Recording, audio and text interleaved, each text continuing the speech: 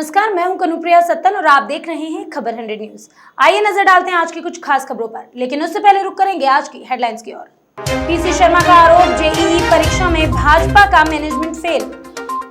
कांग्रेस कार्यकर्ताओं को प्रताड़ित कर रही है भाजपा सरकार, हाजी सोहराब पटेल। दूधही में सरकार सस्ते गल्ले की नई दुकान का हुआ चयन। और नर्मदा क्षेत्रीय युवा संगठन ने मुख्यमंत्री को सौंपा ज्ञापन। हाल ही में हुई जेईई परीक्षा पर पूर्व कैबिनेट मंत्री पीसी शर्मा का एक बयान सामने आया है, जिसमें पीसी शर्मा ने कहा कि जेईई परीक्षा में 30% विद्यार्थी नहीं बैठ पाए। सरकार ने कहा था कि विद्यार्थियों को निःशुल्क शिक्षा केंद्र तक पहुंचाया जाएगा, जिसके कारण बहुत से परीक्षार्थी परेशान हुए। कुल मिलाकर भारतीय जनता पार्टी का मैनेजमेंट फेल हो गया। हमारी मांग है, विद्यार्थी परीक्षा से जो वंचित रह गए हैं, उन्हें एक बार फिर से इसका मौका जरूर मिलना चाहिए। विद्यार्थी इसलिए नहीं बैठ पाए जो मध्य प्रदेश की सरकार ने घोषणा की थी कि उनको निःशुल्क वहाँ एग्जामिनेशन सेंटर पे पहुँचाएंगे, और बहुत से ऐसे बच्चे भी पहुँच गए उसमें जो कोरोना पॉजिटिव थे। तो कुल मिला के जो मैनेजमेंट था और जो कहा था कि निःशुल्क करेंगे तो फेल हो गए। मैं समझता हूँ कि इन परीक्षाओं के लिए फिर से उनको मौका देना चाहिए जो इसमें चूक गए हैं। ये हमारी मांग है। और एक हाई कोर्ट के उस आदेश का स्वागत करेंगे जिसमें उन्होंने स्कूल से केवल ट्यूशन फी लेने की बात कही और कोई फीस नहीं ली जाएगी और कोरोना काल में नहीं लिया जाएगा। इसलिए हाई कोर्ट के इस निर्णय का हम स्वागत करते हैं। इससे बच्चों को, उनके पेरेंट्स को एक राहत मिलेगी। एक चीज़ आ रही है, सुप्रीम कोर्ट में चल रहा है कि जो ईएमआई थे उसके ब्याज में लॉकडाउन पीरियड में छूट मिलना चाहिए ब्याज में, जिसको मोरेटोरियम पीरियड कहा गया है। लेकिन जो केंद्र सरकार ने कहा है कि हम ब्याज में उस पीरियड में कोई छूट नहीं देंगे, ये बहुत गलत है। मैं सोचता हूँ कि केंद्र सरकार को जो उस समय का ब्याज है, जो ईएमआई नहीं भर पाए लोग क्योंकि लॉकडाउन था, वो केंद्र सरकार को देना चाहिए। और अभी सुप्रीम कोर्ट में ये पेंडिंग है, लेकिन मैं समझता हूँ पुनः विचार करें और उस पीरियड का जो ब्याज है वो दिया जाए। और दूसरी चीज़ जो माइक्रो फाइनेंस है, जिसमें गरीब छोटे छोटे गरीब लोगों ने 5,000 10,000 इस तरह के लोन उनकी समितियों ने लिए हैं, ग्रुप्स ने लिए हैं, और भोपाल में ऐसे बहुत से हैं, इनके भी इस पीरियड का ब्याज माफ़ करना चाहिए और केंद्र सरकार को और राज्य सरकार को देना चाहिए, क्योंकि इनके काम धंधे सब बंद थे इस पीरियड के। और इस चीज़ के लिए बहुत से लोग मेरे पास यहाँ भोपाल में आए, मैंने उस चीज़ की मांग की है बार बार। और दूसरा, जो सुप्रीम कोर्ट के जस्टिस जो आज रिटायर हो रहे हैं मिश्रा जी, उन्होंने एक जो निर्णय दिया है कि महाकाल मंदिर में अब पंचामृत से स्नान नहीं होगा, जिससे कि जो क्षीण हो रही है महाकाल की, भगवान महाकाल की जो मूर्ति है, उस शरण को रोकने के लिए उन्होंने निर्णय दिया। मैं समझता हूँ ये उचित है और इसका पालन किया जाना चाहिए। और एक बात कि कोरोना महामारी चाहे मध्य प्रदेश हो चाहे देश हो, अभी भी बुरी तरह फैली हुई है। और मैं सोचता हूँ न केंद्र सरकार न मध्य प्रदेश की सरकार का उस पर ध्यान है। 1500 मरीज 24 घंटे में आए और सबसे ज़्यादा डेथ पिछले 24 घंटे में मध्य प्रदेश में 32 हुई है, और 80,000 सब आंकड़े पार करके देश में संक्रमण हो गया और 1027 लोगों की मौत हुई है। मैं समझता हूँ ये कोरोना से ध्यान हटाने के लिए बहुत सी चीज़ें केंद्र और मध्य प्रदेश सरकार कर रही है, लेकिन ये आज भी लोगों को परेशान कर रहा है, लोगों की जान जा रही, लोग बीमार पड़ रहे हैं। लेकिन जो ट्रीटमेंट मिलना चाहिए वो ट्रीटमेंट पूरी तरह से नहीं मिल रहा है, उसमें लापरवाही हो रही है मध्य प्रदेश में, मेरा चार्ज है। कमलनाथ जी की जब सरकार चल रही थी अच्छी खासी, जिसमें 70% उन्होंने इंडस्ट्रीज़ में, जो उद्योग मध्य प्रदेश में, उनमें युवाओं को रोजगार की बात की फाइनल कर दी थी। 10% सवर्ण लोगों के रिजर्वेशन कर दिए थे सरकारी नौकरियों में भी और वहाँ पर प्राइवेट में भी। 27% ओबीसी कर दिए थे। SC ST ऑलरेडी सब उनको कांग्रेस के ज़माने में सब सहूलियतें मिली हैं, सब कंसेशन मिले हैं। और ये जो 16 सीट हैं, इन 16 सीटों के अंदर जो SC वोट है वो पहले ही से खिलाफ है भारतीय जनता पार्टी। और अब सिंधिया जी वहाँ और आए आरएसएस के दफ्तर नागपुर में, जो आरएसएस बाबा साहब अम्बेडकर उनके संविधान के खिलाफ है, तो मैं समझता हूँ बच्चा कुछ और सब हो गया है। इसलिए पूरा विरोध है इनका, और सरकार कमलनाथ जी की चलती हुई जिस तरह से गिराई है, इन सब का विरोध है। और मैं समझता हूँ कि हिंदुस्तान में पहली बार हुआ है कि जनमत को खरीद कर करोड़ों में सरकार गिराई गई है। इसका फैसला, क्योंकि ये प्रजातंत्र खतरे में है, जैसा कमलनाथ जी ने कहा, तो प्रजातंत्र जिंदा रहेगा कि नहीं, ये मध्य प्रदेश में इन्हें टेस्ट किया है। बीजेपी ये टेस्ट कर रही है मध्य प्रदेश में कि ऐसी खरीद फरोख्त करके, जनमत खरीद के, क्या हम सरकारें पूरे हिंदुस्तान में और देश में चला सकते हैं? और ये चला सकते हैं तो अब इसकी ज़रूरत नहीं है। यहाँ बिल्कुल हिटलर शाही चलेगी, हिटलर की तरह रूल चलेगा। भोपाल से दीपक सिंह की रिपोर्ट। कुशीनगर के दूधही में सस्ते गल्ले की दुकान काफी दिनों से खाली चल रही थी, जिसके बाद मंगलवार को हुई बैठक में 2 लोग नामांकित किए गए। पहले जोगी यादव, जिन्होंने बाद में अपना नामांकन वापस ले लिया, और दूसरे नाम रेहाना हुसैन को ग्रामीणों ने खुली बैठक में चयनित किया। बैठक में ग्रामीणों के साथ ग्राम पंचायत अधिकारी अजीत प्रसाद, ग्राम प्रधान व्रजेश यादव और थाना अध्यक्ष हमराही मौजूद रहे। कोटेदार को निरस्त कर किसको चुनाव प्रक्रिया किया गया, उसमें किसको मतलब आप लोग वो किए हैं?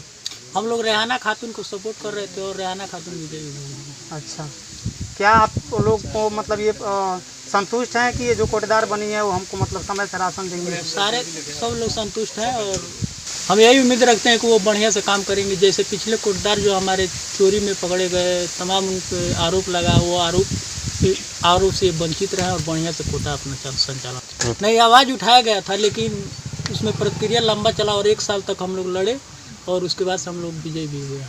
जो विजयी हुई हैं कोटेदार, उनसे आप संतुष्ट हैं? हाँ, हम लोग उससे पूरा संतुष्ट हैं। उनसे आप लोग संतुष्ट हैं? बहुत संतुष्ट हैं। आप लोग उनसे क्या उम्मीद रखते हैं? बहुत बढ़िया कोटा बांटेगी। ठीक है, क्या नाम है आपका? बाबूलाल यादव। किस ग्राम सभा से हैं? बसंत भारती, दलजीत कुंवर, बसंत भारती मछलियाँ। ठीक है। दिनेश गुप्ता की रिपोर्ट। कोरोना गाइडलाइंस के तहत प्रशासन ने धार्मिक और सामाजिक कार्यक्रमों पर पाबंदी लगा दी है, लेकिन इंदौर शहर के खजराना क्षेत्र में मुहर्रम पर भारी मात्रा में भीड़ देखने को मिली, जिसके चलते प्रशासन ने कार्यवाही कर भीड़ इकट्ठी करने वालों पर रासुका भी लगाई है। इसी के विरोध में हाजी सोहराब पटेल ने अपना बयान जारी किया, जिसमें उन्होंने कहा कि भारतीय जनता पार्टी सरकार का यह प्रयास उपचुनाव को प्रभावित करने के लिए किया जा रहा है। यह पूरा मामला राजनीति से प्रेरित है। इस पूरे मामले की रिपोर्ट में कांग्रेस पार्टी के प्रदेश अध्यक्ष कमलनाथ को जरूर सौंपूंगा। साथ ही उन्होंने कहा कि रासुका हटाने के बारे में भी मैं कमलनाथ जी से चर्चा करूंगा। मैं सोहराब पटेल, खजराना में मुहर्रम के जुलूस को लेकर जो घटना घटी है, मैं उसकी निंदा करता हूं, क्योंकि शासन ने पहले ही चेताया था कि हमें इस प्रकार के कोई जुलूस या वो नहीं निकालना है।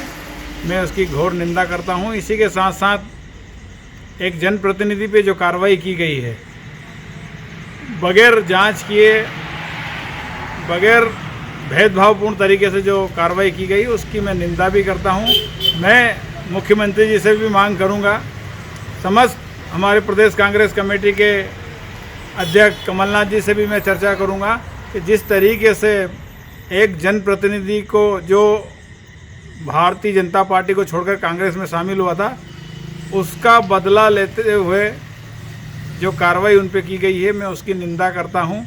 और निष्पक्ष जांच, अगर जो उसमें दोषी है उस पर कड़ी कार्रवाई होना चाहिए। जो भी ये कृत्य किया है ये निंदनीय है, मगर उस्मान पटेल एक जनप्रतिनिधि होने के नाते जब क्षेत्र की जनता वहाँ पे पहुँची थी, तो जनप्रतिनिधि का एक अपना दायित्व होता है कि उनके साथ साथ वो वहाँ पहुँचे थे, और उन पे जो कार्रवाई की गई है वो गलत है। मैं उसकी निंदा करता हूँ और उसकी निष्पक्ष जांच की मांग करता हूँ। रतलाम जिले के बिलपांक थाना क्षेत्र अंतर्गत एक निजी बैंक के लोन एजेंट से लूट की वारदात करने के आरोपियों को पुलिस ने गिरफ्तार कर लिया है। उन्होंने इस मामले में सफलता हासिल की है। पुलिस ने आरोपियों के पास से लूट का सामान भी जब्त किया है। उक्त मामले में सराहनीय कार्य करने पर एसपी गौरव तिवारी ने बिलपांक थाना प्रभारी और उनकी टीम को 10,000 रुपए देने की भी घोषणा की है। रतलाम से नवीन टॉक की रिपोर्ट। दिनांक 18/8/2020 को एक लूट की वारदात घटित हुई थी, जिसमें IDFC बैंक के लोन कलेक्शन एजेंट जो विकास पिता मुकुंद लाल जी हैं, वो कलेक्शन करके जब निकल रहे थे गांव से, तो गांव के बाहर एक कच्चा रास्ता है जो बरसात के कारण काफ़ी कीचड़ वाला था और जंगल वाला भी रास्ता है। उस पर 2 अज्ञात बदमाशों ने जो पहले से घात लगा के बैठे हुए थे, उनके ऊपर बांस के डंडे से वार किया और इनके पास जो भी सामग्री थी, नकदी, टैबलेट, बैग, लोन के कागज़, आधार कार्ड, पैन कार्ड, लाइसेंस और अन्य बैंक से संबंधित जो कागजात थे और कुल मशरूका जो था इनका लगभग 1 लाख से अधिक की राशि और सामग्री थी, वो लूट के ले गए।